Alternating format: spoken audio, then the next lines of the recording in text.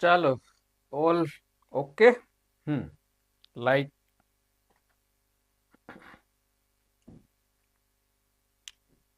Shooting જેવું. ચાલો મિત્રો, once again welcome to Angel English academy. Kishan Rathod આપનું એન્જલ ઇંગ્લિશ એકેડેમીમાં ફરી હાર્દિક સ્વાગત કરું છું. શું મિત્રો હવે રાડું નાખો છો સર, અંગ્રેજી નથી સમજાતું, અંગ્રેજીમાં નાપાસ થઈએ છે. શું નાપાસ થવાનું હોય હવે? ઇંગ્લિશ જેવો સરળ વિષય ને એમાં નાપાસ થવાય? એમાં તો પાસ થવાનું હોય. ક્યાં અઘરું છે? દુનિયાની સૌથી સહેલી ભાષા એટલે તો અંગ્રેજી છે. I have proved it. Prove કરી દીધું છે. ચાલો આજનું પેપર જોઈએ ને, જે જીપીએસસી લેવલનું જીએમસી એઈ આસિસ્ટન્ટ એન્જિનિયરિંગ ક્લાસ 2 પાર્ટ 1 ની અંદર 10 માર્કનું ઇંગ્લિશ હતું માત્ર. એક્ઝામ ડેટ 12/1/25 જૂના પેપર્સ આપણે લઈ રહ્યા છીએ 2026માં. 25નું પેપર એટલે જૂનું ન કહેવાય. પીવાયક્યુઝ કરવા પડે. સફળ થવા માટેના ઘણા બધા રસ્તાઓ હોય છે. સફળ થવાના વેજ ઘણા બધા રસ્તાઓ લોકો બતાવશે, એમ હું કહું છું. ઘણા હોય છે એવું તો નહીં કહી શકીએ, પણ લોકો ઘણા બતાવશે. એક વસ્તુ જે મારે તમને કહેવી છે એ સોરી, સખત મહેનતનો કોઈ વિકલ્પ નથી. સફળતા માટે સખત મહેનતનો અન્ય કોઈ વિકલ્પ જ નથી. તો સખત મહેનત પણ સિસ્ટમેટિક મજૂરી નહીં. મહેનતની વાત છે, મજૂરી નહીં. એમાંનો એક પોઈન્ટ ડીપ લર્નિંગ. ઇંગ્લિશમાં પહેલી વસ્તુ ડીપ લર્નિંગ. શું કરશો તમે? ડીપમાં પહેલા વિગતવાર વસ્તુ બધી સમજશો, શીખશો. અને લોટ્સ ઓફ પ્રેક્ટિસ. કારણ કે પ્રેક્ટિસ મેક્સ એ મેન પરફેક્ટ. ભલે આપણે પરફેક્ટ નથી થવું, પરંતુ પ્રેક્ટિસ મેક્સ એ મેન પરફેક્ટ. લર્નિંગ છે ને એ માણસને વિદ્વાન બનાવે. તમારે વિદ્વાન નથી થવું, તમારે પરીક્ષામાં સફળ થવું છે, અને એના માટે તમારે જરૂરી છે પ્રેક્ટિસની. તો શું કરશો? જ્યાંથી મળે ત્યાંથી પીવાયક્યુઝ કરો. હું તો એમ બધા વિષયોનો કરવાની વાત છે. ઇંગ્લિશનો પ્રશ્ન છે તો કમ ટુ મી, મારી પાસે આવો. એન્જલ ઇંગ્લિશ એકમાં એપ્લિકેશનમાં આપણે 18,000 તો આપી દીધા. જ્યારે આ વિડીયો આપી રહ્યો છું તમને ત્યારે 18,000ની વાત છે. આવનારા સમયમાં તો એ સંખ્યા વધતી જવાની છે. ચાલો આ પેપરમાં હવે જો જીપીએસસી નું જોયું તમે. હું દરેકમાં કયા ટોપિક પૂછાય એકે એક લીધા. આર્ટિકલનો એક, એક્ટિવ પેસિવનો એક, કન્જક્શનનો એક, ડિગ્રીનો એક, હોમોનિમ નો એક, ઇનડેફિનિટ પ્રોનાઉન્સનો એક, મોડલ્સનો એક, પ્રિપોઝિશન, ક્વેશ્ચન ટેન્સનો દરેકને ન્યાય આપ્યો. 10 માર્કની અંદર 10 ટોપિક કવર કરી લીધા. આપણે આ બીએમસી ને જીએસએસબી ને પીએસએસબી પંચાયત વિભાગ છે, સિલેક્શન બોર્ડ, તો એ બધા શું કરે છે? હમણાં પાછળ પડી ગયા છે. વોકેબ. બિચારા વિદ્યાર્થીઓ વોકેબ કરશે ને 2-4 મહિના વોકેબની પાછળ પડી જશે. જેવી હમણાં પાછી 2-4-6 મહિના પછીની પરીક્ષાઓ આપશે એટલે વોકેબ નામે નહીં પૂછે, ગ્રામર ઉપર પાછળ પડી જશે. ભાઈ એવું શા માટે કરો છો? વિદ્યાર્થીઓને હેરાન શા માટે કરો છો? સિસ્ટમ પ્રમાણે ભાઈ આટલું પૂછવાનું છે. સિલેબસ આપી દીધું, હા ગ્રામર આપી દીધું. હવે ગ્રામર તો દરિયો છે. ટોપિક આપી દીધા, આટલા ટોપિક. દરેકમાંથી એક પ્રશ્ન લઈ લો. સિમ્પલ વાત છે. ટફ લ્યો ને, ડઝન્ટ મેટર, પણ દરેકમાંથી લ્યો. જીપીએસસી લેવલ એવું નથી કરતું, ઘણો ફેર હોય છે.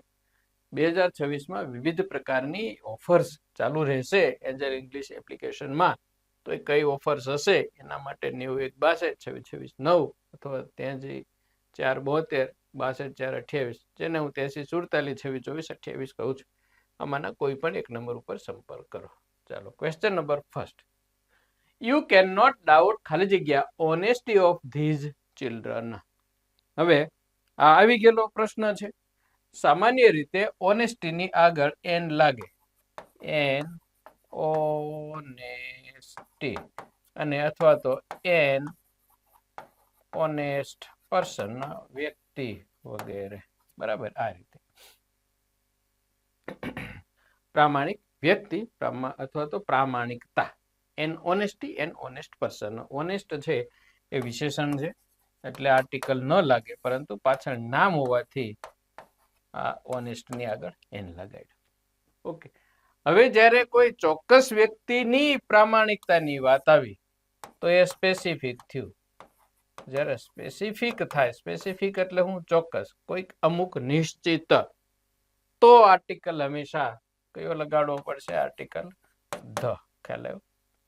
એટલે નિશ્ચિત, you can not doubt the honesty of this children. તમે આ બાળકોની પ્રામાણિકતા ઉપર પેલું કરી શકો તેમ નથી, એના ઉપર શંકા ન કરી શકો. ટૂંકમાં વસ્તુ એક જ છે મિત્રો, કે જ્યારે કોઈ પણ ચોક્કસ વસ્તુની વાત હોય ત્યારે ધ લાગે. મોબાઈલ છે, આ પેન છે, તો આ પેન કહેવાય, પણ ધીસ ઇઝ અ પેન એમ હું કહી શકું.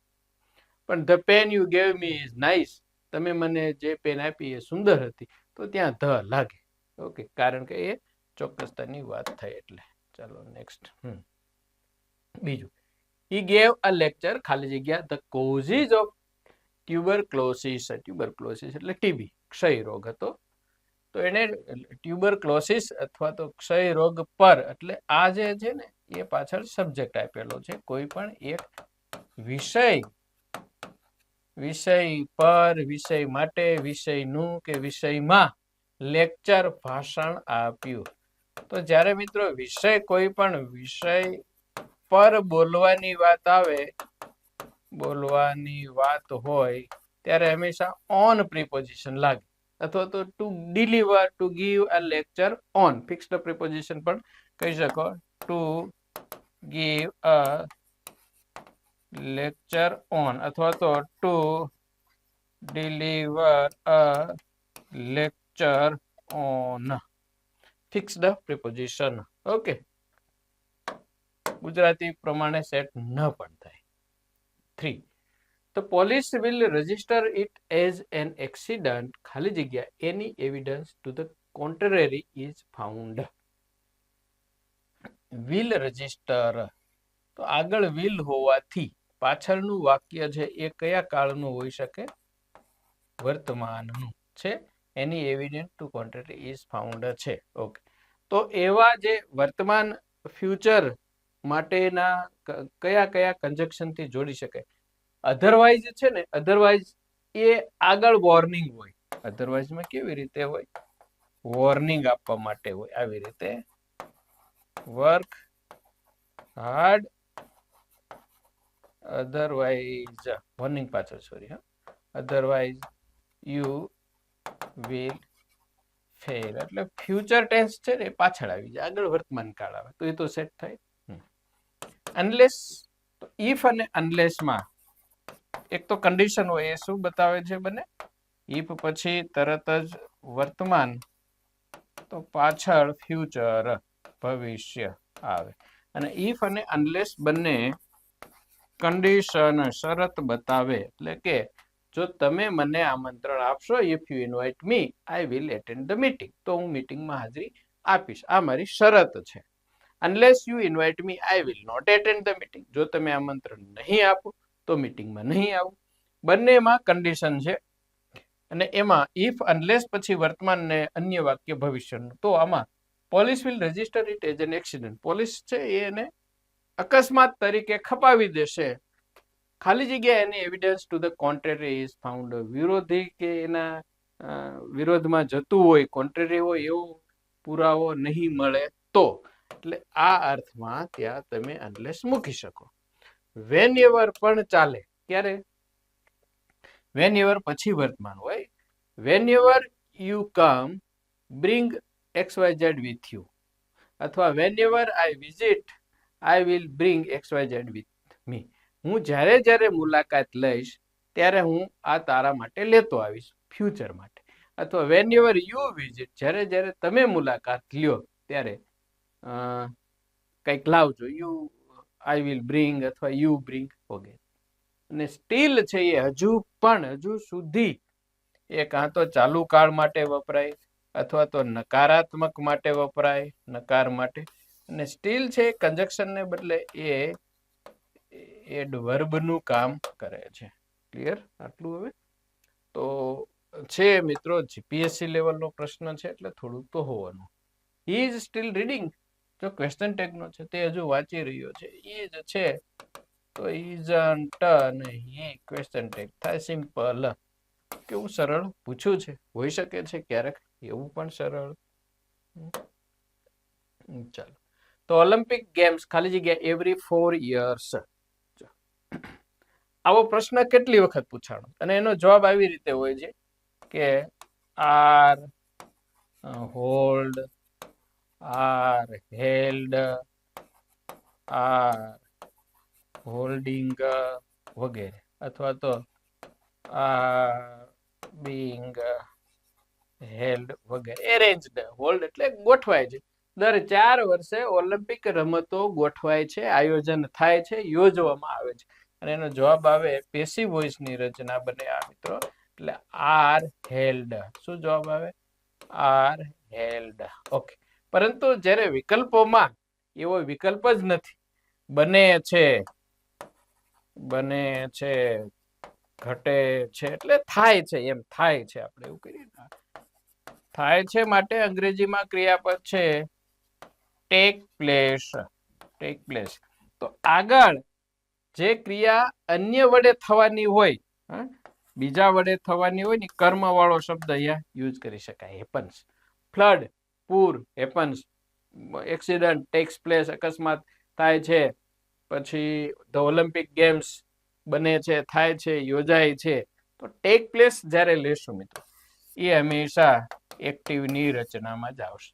હવે હીઝ ટેકન પ્લેસ તો થઈ ગયું છે, અત્યારે ઇઝ ટેકિંગ પ્લેસ થઈ રહ્યું છે. વિલ ટેકિંગ પ્લેસ નહીં, ટેક પ્લેસ. આમાં જવાબ તો એક જ ટીપમાં મળી જાય એવો છે, કારણ કે ગેમ્સ બહુવચન તો હેઝ ને ઇઝ તો આવે નહીં. ગયા વિલ ટેકિંગ પ્લેસ રચના ખોટી છે, કારણ કે વિલ સાથે ડાયરેક્ટ આઈએનજી નો આવે. ટીપ તો સિમ્પલ જ હતી, સમજાવવા માટે મેં તમને આ વસ્તુ કીધી છે કે ટેક પ્લેસ નો અર્થ શું થાય. જનરલી આ પૂછાય છે. કેવી રીતના પૂછાયેલું છે? આર હેલ્ડ ના અર્થમાં. 7, ખાલી જગ્યા you like to have a cup of coffee. જ્યારે સામેની વ્યક્તિને તમે નમ્રતાથી શું પૂછો છો? નમ્રતાથી. આમાં જરૂર જ નથી. નમ્રતાથી પસંદગી પૂછો છો.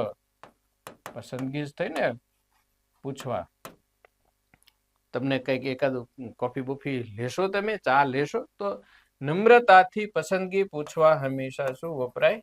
વુડ જ વપરાય. Would you like to have a cup of coffee? Would. અચ્છા, કુડ પણ છે, બંને પૂછાય, પણ બંને હોય તો હંમેશા વુડ જ લેવાનું પસંદગી માટે. ચાલો, 7. We haven't got ખાલી જગ્યા petrol. We need to stop and get some. વિકલ્પોમાં મચ, મેની, લિટલ અને અ લિટલ છે. જો પેટ્રોલ ની આગળ એક મેની શબ્દ ન લગાડી શકાય, બાકી મચ, લિટલ અને અ લિટલ લગાડી શકાય. તો વી હેવન્ટ ગોટ. હવે જો ઓલરેડી હેવન્ટ નકાર તો છે જ, નકાર તો છે જ, તો નકાર હોવાથી લિટલ લાગે નહીં, અને એ લિટલ લગાડો તો એ લિટલ કોના માટે વપરાય? એ હકારાત્મક માટે વપરાય. હકારાત્મક માટે વપરાય. તો અ લિટલ પણ નહીં આવે, તો શું આવશે? મચ આવશે. વી હેવન્ટ ગોટ મચ પેટ્રોલ. આપણે બહુ હવે વધારે પેટ્રોલ રહ્યું નથી. વી need to stop and get સમ. આપણે થોડુંક રોકાવાની અને પેટ્રોલ લેવાની જરૂર છે. જો આ વાક્ય આવું હોય, વી હેવ ગોટ ખાલી જગ્યા petrol, we need to stop and get some, નકાર વાક્ય ન હોત તો આ વાક્યમાં આપણે લિટલ લઈ શકત, નકાર અર્થ દર્શાવવા માટે. ખ્યાલ આવે છે? પરંતુ વાક્ય પોતે જ નકાર છે. આ ઓલા અનલેસ જેવું. કેમ? અનલેસ હોય તો પાછળનું વાક્ય નકાર ન આવે, અને નકાર હોય પાછળનું તો અનલેસ નું આવે. એમ ઓલરેડી નેગેટિવ હોવાથી આ લિટલ કે લિટલ એ કઈ વપરાશે નહીં. મચ, મચ ના અર્થમાં આવશે. ચાલો, next 7. 8. Who is creating this pollution? Change the voice. Simple છે, ઘણી વખત પૂછાયેલો છે. આ વિકલ્પો વગર તમને આનું આવડવું જોઈએ. ટીપ તો તમને સિમ્પલ છે. ટીપ કઈ આપી દેવાની? હુ છે, ઇઝ ક્રિએટિંગ છે, હુનું બાય હુમ થાય બધામાં છે, કોમન જ આપશે આ લોકો. ઇઝ ક્રિએટિંગ છે તો ઇઝ બીંગ અને ક્રિએટેડ એવો વિકલ્પ જોવો જોઈએ. છે આમાં ઇઝ ક્રિએટેડ છે ખોટું, હેઝ ક્રિએટેડ છે ખોટું, ઇઝ અને બીંગ છે અને બીજામાં એવું નથી. એટલે she is the correct answer. તમને પેસિવ નથી આવડતો તેમ છતાં જવાબ મળી ગયો. હવે સિસ્ટમ આખી જોઈએ કેવી રીતને બને છે. હુ બરાબર બાય હુમ થયું. આ નિયમ નંબર 1. હવે જ્યારે આમાં કન્ફ્યુઝન ક્યારે થાય? જેમ કે સી આન્સર આપ્યો છે ને, સી એવો જ એક આન્સર આવો હોય, એક વિકલ્પ આવો હોય કે by whom this pollution is being created. તમને કન્ફ્યુઝનમાં મૂકવા માટે આવો વિકલ્પ પૂછી શકે ને. હું હોત હજુ આવો પૂછું, બાય whom this pollution, નહીં આનું આ by whom is this pollution being created અને પ્રશ્ન ચિહ્ન ન લખું. બધામાં સેમ ઓપ્શન. તો ટ્વિસ્ટ થાય જ્યારે તમારી સામે તો આ સહેલું આવી રહ્યું છે મિત્રો, ટ્વિસ્ટ વગરનું છે. તો વુનું બાય વોમ થયું. હવે ધીસ પોલ્યુશન એ કર્મ છે, એ આગળ આવશે તો વાક્ય પ્રશ્નાર્થ હોવાથી ઈજ સાથે આગળ આવ્યું, એટલે ઈજ પહેલા, ધીસ પોલ્યુશન અને બીઈંગ ક્રિએટેડ. ચાલુ વર્તમાન છે, ચાલુ વર્તમાનનું પેસિવ કેવી રીતે બને? એમિજાર અને ક્રિયાપદનું ત્રીજું રૂપ. ચાલો નેક્સ્ટ. વી આર ઇવન ખાલી જગ્યા me in treating people the right way. You are even ખાલી જગ્યા me in treating people the right way. Okay, અર્થથી ના લ્યો, વિકલ્પોમાં જાઓ. મોર વર્સ ધેન ખોટી રચના, કારણ કે વર્ષ પોતે જ કમ્પેરેટિવ ડિગ્રીનું ફોર્મ છે. કોનું? બેડનું. બેડના ત્રણેય રૂપ તમે લખો તો બેડ, વર્ષ અને વર્સ્ટ. જેમ તમે ગુડનું બનાવો છો તો ગુડ, બેટર અને બેસ્ટ બને. ગુડર બને? નો બને. ગુડર ન હોય. બેડર બને? બેટર, BADDER નો. પરંતુ તમને આ પ્રેક્ટિકલ વે જ્યારે તમારે વર્ષ શબ્દ બહાર દઈને કોઈક વસ્તુ કેવું છે ને તો વપરાય છે. મૂવીમાં જોવા મળે છે બેટર શબ્દ. અહીંયા જો તો મોર વર્સ દેન, આ મોર અને વર્ષ બંને ભેગું ન થાય. મોર અને વર્ષ તો આ જે SD ફોર્મ છે તો મોર એની સાથે પણ નહીં આવે. ધ વર્ષ તો આ CD ફોર્મ સાથે ધ નહીં આવે. તો worse than D is the correct answer. You are even worse than me in treating people the right way. લોકો સાથે વ્યવહાર વર્તન કરવામાં તમે તો મારા કરતા પણ વધારે ખરાબ છો. 10. It is difficult to get ખાલી જગ્યા આફ્ટર મીલ્સ ઇન ખાલી જગ્યા એરિયા. ડેઝર્ટ.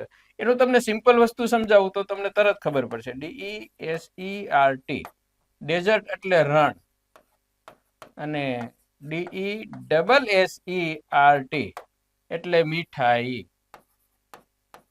સ્પેલિંગની આમાં માયાજાળ ને રમત છે. શું?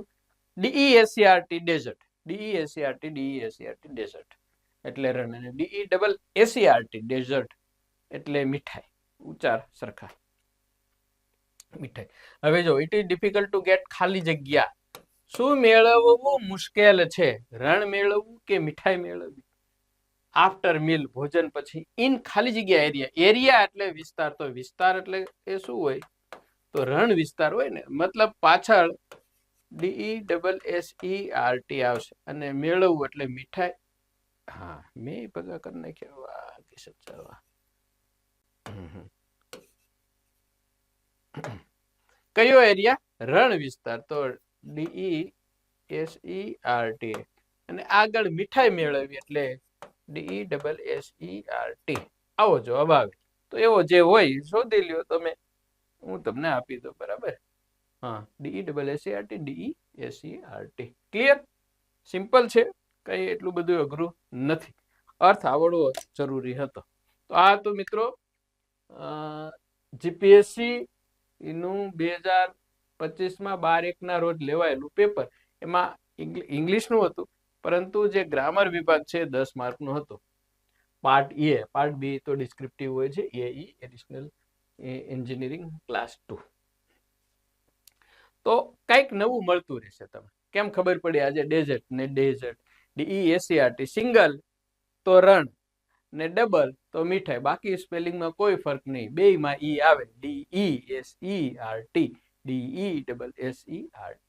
હોમોનિમ કહેવાય આને, આવા પ્રશ્નોને હોમોનિમ્સ.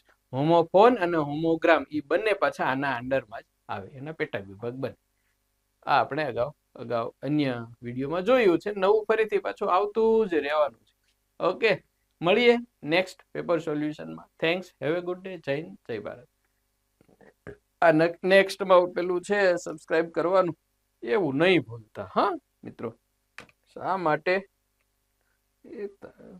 લાઈક કોમેન્ટ્સ આવે તો અમને ગમે ને. ઓકે.